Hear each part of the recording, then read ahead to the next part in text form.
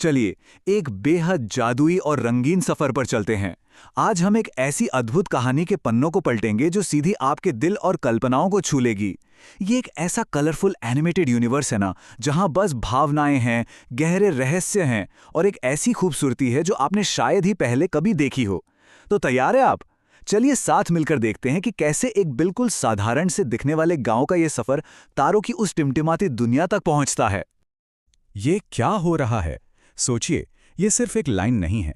ये ठीक वो पल है जब आपकी पूरी दुनिया पलटने वाली हो। जरा इमेजिन कीजिए, एक बेहद शांत ठंडी सी रात, सब कुछ एकदम नॉर्मल है, रोज जैसा। लेकिन तभी अचानक आसमान में कुछ ऐसा होता है जो पहले कभी नहीं हुआ। आरव ऊपर आसमान की ओर देखता है और उसके दिमाग में बस यही एक सवाल गूंजता है। और सच कहूं तो उसकी यही अचरज भरी जिज्ञासा इस पूरी कहानी की असली शुरुआत है। आप जरा इस सीन को अपने दिमाग में पेंट कीजिए। ये कोई आम रात नहीं है। इसे एक बहुत ही वाइब्रेंट, एकदम कार्टून जैसी रंगीन और जीवंत दुनिया की तरह सोचिए। ऐसा लग रहा है मानो आसमान के सारे तारे एक साथ सांस ले रहे हों। वो एक अदृश्य लय में, एक परफेक्ट ताल के साथ झिलमिला रहे हैं। ये नज़ारा जितना खूबसूरत है, उतना ही रहस्यमयी भी। और यही वो जादुई माहौल है जो हमारे हीरो के इस महाकाव्य जैसे सफर के लिए एकदम परफेक्ट स्टेज सेट करता है। अध्याय 1। एक रहस्यमयी रात और रोमांच की पुकार। अगर हम उस रात को ध्यान से देखें तो बस कुछ ही पल पहले तक हवा में एक हल्की सी सुकून देने वाली ठंडक थी। सब कुछ शांत था। लेकिन तभी अचानक आसमान को चीरती हुई एक बेहद तेज चमकती हुई नीली रोशनी नीचे गिरती है। यकीन मानिए, ये कोई आम टूटता तारा बिल्कुल नहीं है। इसके पीछे एक लंबी चमकती हुई लकीर छूट रही है। आरव के दिल की धड़कनें तेज हो जाती हैं। डर भी है, उत्सुकता भी है, और वो बिना कुछ सोचे समझे सीधे उस घने अंधेरे जंगल की तरफ भाग पड़ता है। अध्याय 2। जंगल में चमकता पत्थर और एक जादुई खोज। उस घने शांत जंगल के बीचों बीच आरव की नज़र एक छोटे से गड्ढे पर पड़ती है और उसके एकदम बीच में रखा है एक अजीब सा पत्थर। ये कोई ऐसा वैसा पत्थर नहीं था। इसका आकार इतना परफेक्ट था मानो किसी ने इसे अपने हाथों से तराशा हो। उसमें से एक नीले रंग की रोशनी निकल रही थी जो किसी धड़कन की तरह पल्स कर रही थी। और सबसे अजीब बात, उसकी सतह पर अनजान चमकते हुए चिन्ह लगातार घूम रहे थे। एक पल के लिए तो आप बस उस नज़ारे को देखते ही रह जाएंगे। इतना सम्मोहित कर देने वाला दृश्य है वो। अब जैसे ही आरव उस चमकते हुए रहस्यमयी पत्थर की ओर अपना हाथ बढ़ाता है, अचानक एक आवाज गूंजती है, रुको, तुम्हें इसे छूना नहीं चाहिए, अभी नहीं। ये आवाज गहरी थी, रहस्यमयी थी, लेकिन सबसे रोंगटे खड़े कर देने वाली बात पता है क्या थी? ये आवाज बाहर जंगल से नहीं आ रही थी। ये सीधे आरव के दिमाग के अंदर गूंज रही थी। और बस यहीं से कहानी में एक ऐसा अलौकिक रहस्य जुड़ता है जो आपको हिलाकर रख देगा। यहाँ जो विजुअल क्रिएट होता है ना, वो सच में जादुई है। उस सन्नाटे के बीच पत्थर की वो नीली रोशनी अचानक बहुत तेज हो जाती है।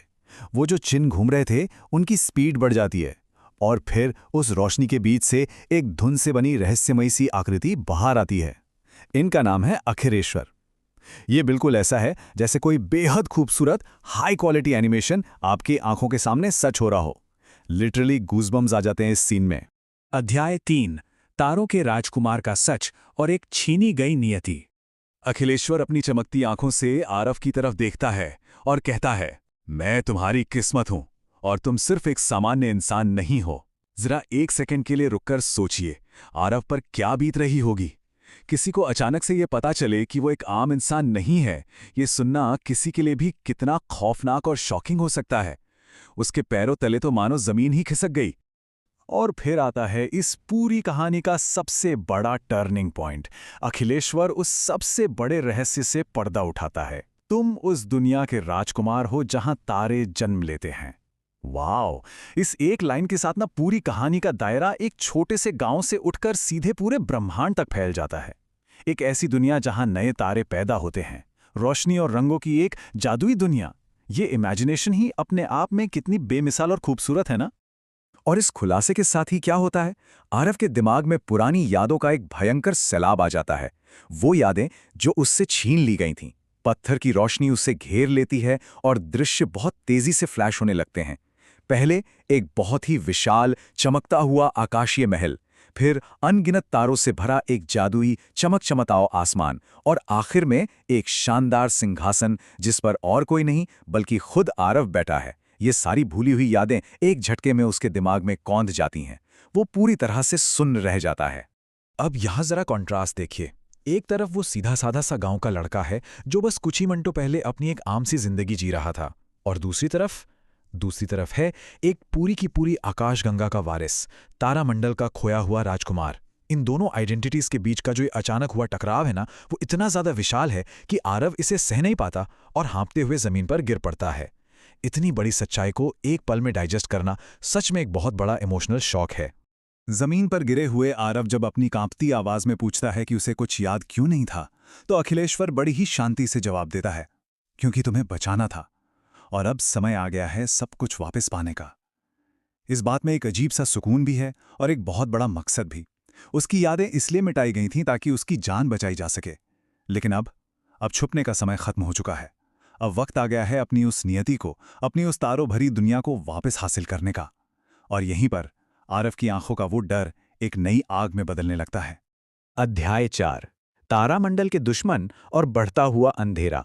लेकिन तभी अचानक सारी शांति भंग हो जाती है। पूरी धरती बहुत ही जोर से कांपने लगती है। वो आसमान जो अभी तक चमकते नीले तारों और रोशनी से भरा हुआ था, उसे अचानक काले और डरावने बादल निगलने लगते हैं और दूर कहीं से एक भयानक दिल दहला देने वाली गर्जना सुनाई देती है। खतरा अब बिल्कुल सामने आ चुका है। अखिलेश्वर की आवाज अचानक बेहद गंभीर, बेहद भारी हो जाती है। वो कहता है, वे आ गए, तारामंडल के दुश्मन। ये वो दुश्मन हैं जिन्होंने शायद आरव से उसकी यादें और उसकी दुनिया छीनी थीं। बस इस एक लाइन से कहानी का पूरा माहौल पलट जाता है। वो इमोशनल सफर अब अचानक से एक खौफनाक और हाई टेंशन थ्रिलर में बदल जाता है। उस घने काले अंधेरे में से अब कुछ अजीब सी परछाइयां बाहर आ रही हैं। वो बहुत तेज हैं, बेहद खतरनाक हैं और वो सीधे आरव और उस चमकते हुए पत्थर की तरफ बढ़ रही हैं। ये एकदम फुल एक्शन वाला सिनेमैटिक सीन है। लेकिन इसी जानलेवा खतरे के बीच आरव हार नहीं मानता। उसके अंदर अचानक से एक नई हिम्मत, एक अनजानी सी शक्ति जाग उठती है। वो आग, वो शक्ति जो एक असली राजकुमार के अंदर होनी ही चाहिए। और हमारे आज के इस शानदार विश्लेषण के अंत में एक सबसे बड़ा और रोमांचक सवाल हमारे सामने आकर खड़ा हो जाता है। जिस लड़के ने अपनी पूरी जिंदगी सिर्फ एक साधारण से गांव में बिताई, क्या वो इन खतरनाक दुश्मनों का सामना कर पाएगा?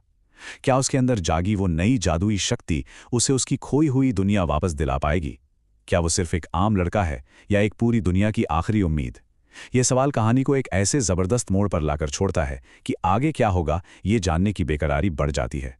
तो दोस्तों, ये था तारामंडल के राजकुमार का वो शुरुआती सफर जिसने हमें भावनाओं और रहस्यों से भरे एक बिल्कुल नए कलरफुल यूनिवर्स